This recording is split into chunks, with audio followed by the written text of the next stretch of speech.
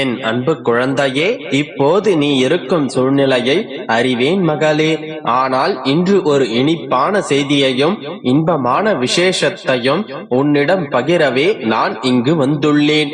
இந்த இக்கட்டான சூழ்நிலையிலிருந்து விடுபடப் போகின்றாய். எப்படி பெருமாளே, இது எப்படி பெருமாளே சாத்தியமாகும்? அவ்வளவு விரைவில் இத்தனை பிரச்சனைகள் தீர்ந்து விடுமா என்றெல்லாம் உடனே கேள்விகளை அடுக்கி விடாதே. ஏன், எப்படி, யாரால், எதனால், எப்படி முடிக்க வேண்டும் என்றெல்லாம் எனக்கு தெரியும். இது சாத்தியமா சாத்தியமில்லையா என்றெல்லாம் நீ யோசிக்க கூட தேவையில்லை. ஒரு மனிதன் வாழ்க்கையை வாழ அவசியமான விஷயங்கள் இருப்பதை போல வாழ்க்கையில் சந்திக்க, அதை கடந்து செல்ல, அதை எதிர்கொள்ள அவர்களுக்கு அடிப்படையான தேவை அன்பு, பொறுமை, நேர்மை, விடாமுயற்சி. ஒரு கடினமான சூழ்நிலையை கடக்க ஒருவருக்கு நீடித்த நம்பிக்கையும் குறையாத பொறுமையும் மிக முக்கியமான தேவையாக உள்ளது. உன்னுடைய வாழ்க்கையில் உன்னை தலைகீழாக மாற்றும் சூழல் வந்திருக்கலாம். அது உன்னை நடுங்க வைத்து உன்னை பாடாய்படுத்தியும் இருக்கலாம்.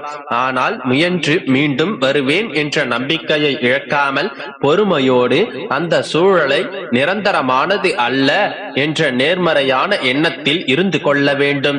அப்படி ஒருவர் நம்பிக்கை இழந்து நிற்கதியாக இருக்கும் சூழலில்தான் அந்த ஆன்மா என்னை நோக்கி வரச் செய்கின்றேன். நம்பிக்கையை என்னுடைய வார்த்தைகளால் நான் கொடுக்கின்றேன். அதை அவருடைய மனதில் பதிய, அவர் மனம் ஆனந்தமடைய சிறு சிறு லீலைகளை நடத்தி நான் அவர்களின் வாழ்க்கையை நம்பிக்கை எனும் விதையாய் வளர வைக்கின்றேன்.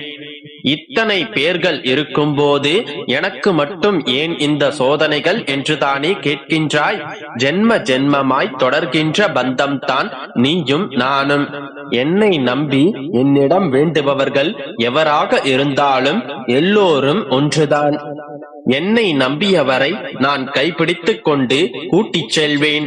இந்த இக்கட்டான சூழ்நிலைகளையெல்லாம் நினைத்து பயந்து விடாதே. ஒரு நிமிடத்தில், ஒரு நொடியில் உன்னுடைய பிரச்சனைகளையெல்லாம் பொடிப்பொடியாக்கி விடுவேன். எல்லாவற்றையும் தவிடு பொடியாக்கி விடுவேன். எந்த சூழ்நிலையிலும் என் பிள்ளைகளை நான் கைவிடுவதே இல்லை. நீ என்னுடைய பிள்ளை, என்னுயிர் பிள்ளை. உன்னை எப்படி நான் கைவிட்டு விட்டு செல்வேன்? இந்த சூழ்நிலைகள் எல்லாம் மாறும். எல்லாமே உன்னுடைய கண்முன்னே இல்லாமல் போகும். எல்லா துன்பங்களும் கரைந்து போகும்.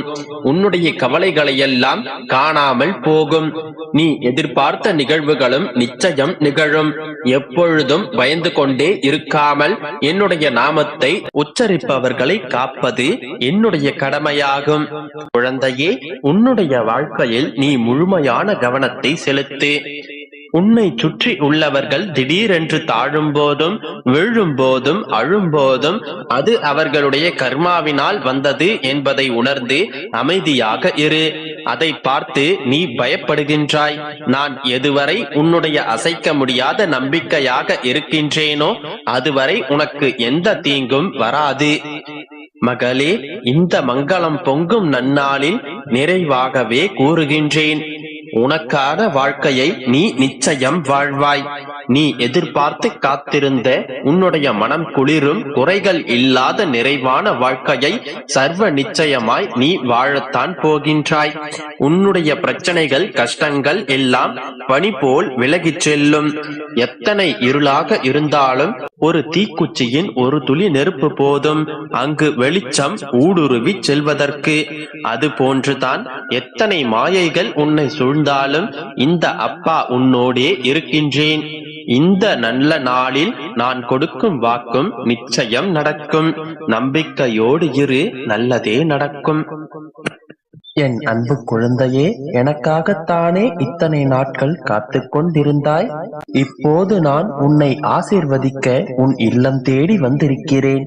என் செல்லமே, இதன் பிறகு உன்னுடைய வாழ்க்கை நீ எதிர்பார்த்ததை விட சந்தோஷமாக அமையப் போகின்றது. ஏழுமலையானே, நீதான் எனக்கு எல்லாமே என்று என்னை தேடி வந்து விட்டாய்.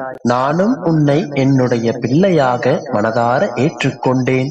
உன்னுடைய தேவைகள் அனைத்தையும் அறிந்து கொண்டு அதை நிறைவேற்றுவதுதானே இந்த தந்தையின் கடமை. என் தங்கமே, என்னுடைய கடமைகளை நிறைவேற்றுவதற்கு நான் தயாராகிவிட்டேன். இதன் பிறகும் நீ எதற்காக கலங்குகின்றாய்? அழுது தீர்த்துவிட்டால் எல்லாம் சரியாகிவிடுமா? உன்னுடைய வேண்டுதல்கள் அனைத்தையும் நான் நிறைவேற்றப் போகின்றேன். உன்னுடைய வேண்டுதல்கள் அனைத்தும் என்னை வந்தும் சேர்ந்து விட்டன.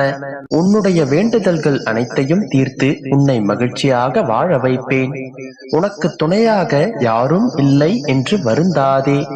உனக்கு துணையாக உன் அப்பா எப்போதும் உன்னுடன் தானே இருக்கின்றேன். எந்த கணம் நீ என்னை அழைத்தாலும் மறுகணமே உன்னை தேடி உன்னுடனே நான் வந்து விடுவேன். என் கண்மணியே, உன்னுடைய கண்ணீரை துடைத்துக்கொள். எதற்கெடுத்தாலும் இப்படி கண்ணீர் விட்டு கலங்கிக் கொண்டிருக்காதே. உனக்கு என்ன வேண்டும் என்பதை என்னிடத்தில் கேள். உனக்கு வேண்டியதை உன்னுடைய அப்பாவிடம் கேட்பதற்கு உனக்கு ஏன் இவ்வளவு தயக்கம்? உன்னுடைய வழிகளை மறந்துவிடு. நீ என்ன செய்ய நினைக்கின்றாயோ அதை முழுமனதோடு செய். உன் அப்பா நான் உனக்கு எப்போதும் துணையாக இருக்கின்றேன். ஏன் இப்படி பயந்து கொண்டிருக்கின்றாய்? குழந்தையே, உன்னுடைய கண்முன் தானே நான் எப்பொழுதும் இருக்கின்றேன். உன்னை நான் எப்போதும் பார்த்து கொண்டுதான் இருக்கின்றேன். என்னுடைய பார்வையில் தான் நீ எப்போதும் இருக்கின்றாய். என்னை மீறி எந்த துஷ்ட சக்தியும் உன்னை நெருங்காது. உனக்கு நல்லது எது கெட்டது எது என அனைத்தையும் நான் அறிவேன். என் செல்லமே, உன்னுடைய கஷ்டகாலம் அனைத்தும் உன்னுடைய இஷ்ட காலமாக மாறப்போகின்றது. வேதனையையும் சோதனையையும் மாறி மாறி அனுபவித்து உன்னுடைய மனம் வேதனையடைந்திருக்கின்றதல்லவா? இனி என்னுடைய ஆசீர்வாதத்தாலும் என்னுடைய அன்பாலும் உன்னுடைய மனம் குளிரப் போகின்றது. இதன் பிறகு உன்னை கஷ்டப்படுத்திய துஷ்ட சக்திகள் உன்னுடைய கனவிலும் வராது. என் குழந்தையே, உனக்கான மகிழ்ச்சியான செய்திகளை பல மடங்காக்கி உன்னை வந்து சேர வைப்பேன். உனக்கு தீங்கு செய்ய நினைக்கும் அத்தனை சக்திகளையும் வேரோடு அழித்து விடுவேன். இனி நீ எதற்காகவும் எதை நினைத்தும் கவலைப்பட வேண்டிய அவசியமில்லை. நான் எப்போதும் உனக்கு துணையாக உன்னுடனே இருப்பேன். எந்த சூழ்நிலையிலும் உன்னுடைய நிழலாகவே உனக்கு துணையாக எப்போதும் நான் இருக்கின்றேன். உன்னை நான் என்றும் கைவிட மாட்டேன். ஒரு கணமும் உன்னை விட்டு நீங்கவும் மாட்டேன். உனக்கான மகிழ்ச்சியான வாழ்க்கையை நிச்சயம் நான் உனக்கு உருவாக்கி தருவேன். உன்னுடைய வேண்டுதல்கள் அனைத்தையும் இந்த மாதத்தின் முடிவதற்குள் உனக்கு நான் நிறைவேற்றி கொடுப்பேன்.